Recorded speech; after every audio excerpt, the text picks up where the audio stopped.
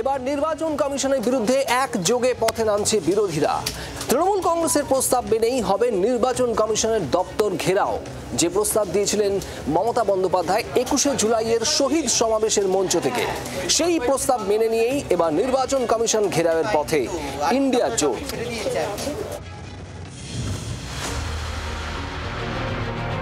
हम election commission को chair को रेस्पेक्ट करते हैं, लेकिन जैसे बिहार में 40 लाखों का ज्यादा आदमी को नाम निकाल दिया और बंगाल में भी करने वाला है।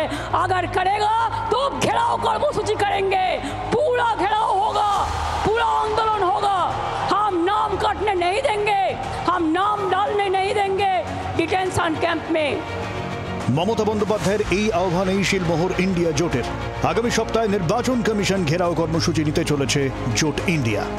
যতদিন মোদি হ্যায় তো মুমকিন হ্যায় চলবে, যতদিন অন্যায়ভাবে ভোটার লিস্টের এই অসামঞ্জস্য এবং সরাসরি যারা জেনুইন ভোটার তাদের বাদ দেওয়ার চক্রান্ত চলবে, ততদিন এসআইআর এর বিরুদ্ধে, ঘুরিয়ে এনআরসি করার বিরুদ্ধে তৃণমূল কংগ্রেস এবং বিরোধীদের সবার লড়াই চলবে।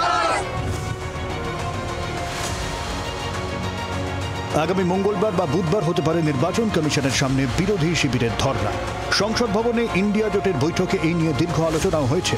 পাল্টা স্বরূপ বিজেপি। তৃণমূল কংগ্রেসের এজেন্ডা একটাই, যে আমরা রোহিঙ্গাদের নিয়ে, বাংলাদেশি জেহাদিদের নিয়ে, মৃত ভোটারদের নিয়ে ভোট করব।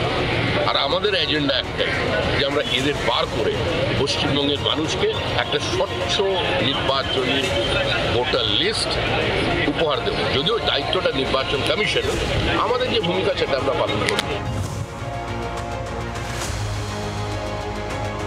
এদিনও সংসদে এসআইআর ইস্যুতে হইচই চলে।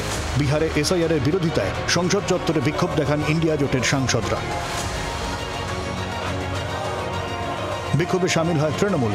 ঠিক হয়েছে, শুক্রবার থেকে সংসদের দুই কক্ষে আঞ্চলিক দলগুলি নিজেদের মাতৃভাষায় এসআইআর এর বিরুদ্ধে স্লোগান দেবে।